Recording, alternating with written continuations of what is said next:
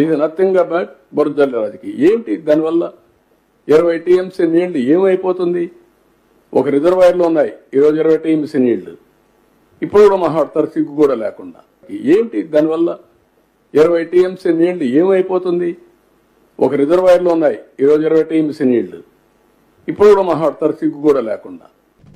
ఏమవుతుంది? 20 టీఎంసీలే కదా, దానికే అంత పెద్ద రాద్ధాంతం చేస్తారా? రాయలసీమ లిఫ్ట్ ఇరిగేషన్ ప్రాజెక్టుపై ఆంధ్రప్రదేశ్ ముఖ్యమంత్రి చంద్రబాబు మాటలివి. 14 ఏళ్లకు పైగా ముఖ్యమంత్రి హోదాలో పనిచేసిన వ్యక్తి నోటి నుంచి ఇలాంటి మాటలు రావడంపై రాజకీయ నేతలే కాదు, వ్యవసాయ ఆర్థిక నిపుణులు సైతం ఆశ్చర్యం వ్యక్తం చేస్తున్నారు. మనిషి జీవితానికి అత్యంత ప్రాథమికమైన అవసరం నీరు అనేది ఆయనకు తెలియదని కాదు, కానీ లిఫ్ట్ ఇరిగేషన్ ప్రాజెక్టును ఆపించి రాయలసీమ ద్రోహి అనిపించుకోవాల్సి వస్తోందన్న భయంతో సమస్యను చిన్నదిగా చేసి చూపించే ప్రయత్నం చేసినట్లుగా ఉందన్నది రాజకీయ విశ్లేషకుల అంచనా. ఈ నేపథ్యంలో అసలు 20 టీఎంసీల నీరు ఆంధ్రప్రదేశ్ వంటి రాష్ట్రానికి ఎలా ఉపయోగపడుతుందో తెలుసుకునేందుకు సాక్షి.com ఓ ప్రయత్నం చేసింది. వివక్ష పక్షపాతాలకు తావు లేకుండా ఉండేందుకు ఇదే ప్రశ్నను కృత్రిమ మేధాకు వేసింది. కృత్రిమ మేధ ఇచ్చిన సమాధానం ఇలా ఉంది. అంతకంటే ముందు అసలు 20 టీఎంసీల నీళ్ల లెక్క ఒక్కసారి చూద్దాం. ఇంగ్లీష్లో 1000 మిలియన్ల ఘనపు అడుగులను క్లుప్తంగా టీఎంసీ అంటున్నాం. లెక్క ఏంటి అంటే 100 కోట్ల ఘనపుట అడుగుల నీళ్లు. ఒక్కో ఘనపుట అడుగులో 28.3 లీటర్లు, అంటే 1 టీఎంసీ ఈక్వల్స్ టు 2831.68 కోట్ల లీటర్లు. 20 టీఎంసీలు అంటే కొంచెం అటు ఇటుగా 56,600 కోట్ల లీటర్లు అన్నమాట. రాయలసీమ లిఫ్ట్ ఇరిగేషన్ ప్రాజెక్టు ద్వారా ఇంత మొత్తంలో నీళ్లు వాడుకోగలిగితే ఏమవుతుంది అని పరిశీలిస్తే, ముందుగా వ్యవసాయానికి ప్రాధాన్యమిస్తే రాయలసీమ లిఫ్ట్ ఇరిగేషన్ ప్రాజెక్టు ద్వారా అందుకునే 20 టీఎంసీల నీటిలో 60% అంటే 12 టీఎంసీల నీళ్లు మాత్రమే వాడుకుంటే ఎంత భూమి సాగు చేయొచ్చో తెలుసా? సుమారు 1.5 లక్షల ఎకరాలు.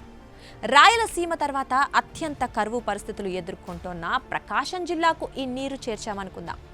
ఎకరాకు సీజన్కు 12 లక్షల లీటర్లు అందించడం ద్వారా సుమారు 1,00,000 ఎకరాల్లో వరి, మిగిలిన నీటితో పత్తి, పప్పు ధాన్యాలు పండించవచ్చు. దీని ద్వారా ఎన్ని రైతు కుటుంబాలు అప్పుల ఊబి నుంచి, పేదరికం నుంచి బయటపడతాయో మనమే ఊహించుకోవచ్చు.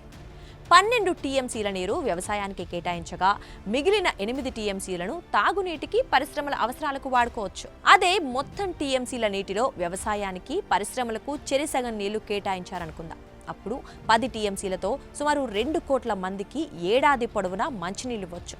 విజయవాడ లాంటి నగరంలో ప్రస్తుతం రోజుకు 50 కోట్ల లీటర్లు ఖర్చవుతున్నట్లు అంచనా.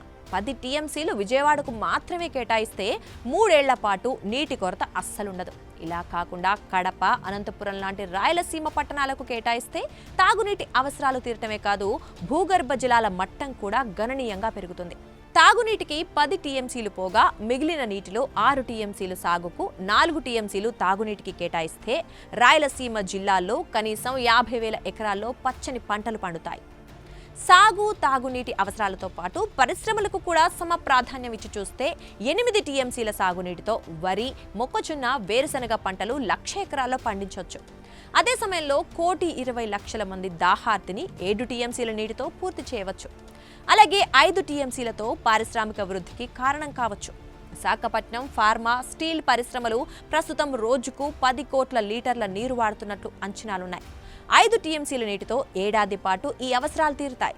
అంతేకాదు, రాయలసీమ లిఫ్ట్ ఇరిగేషన్ పథకం ద్వారా ఏటా 20 టీఎంసీల చొప్పున అందే నీటిని నేరుగా వెలిగొండ, పెన్నా బేసిన్లోని రిజర్వాయర్లలో నింపితే సుమారు 43 టీఎంసీల సామర్థ్యం ఉన్న వెలిగొండ ప్రాజెక్టు సగం వరకు నిండుతుంది. ప్రకాశం, నెల్లూరు జిల్లాల్లోని 600 గ్రామాలకు తాగునీటి నిరంతర సరఫరా సాధ్యమవుతుంది.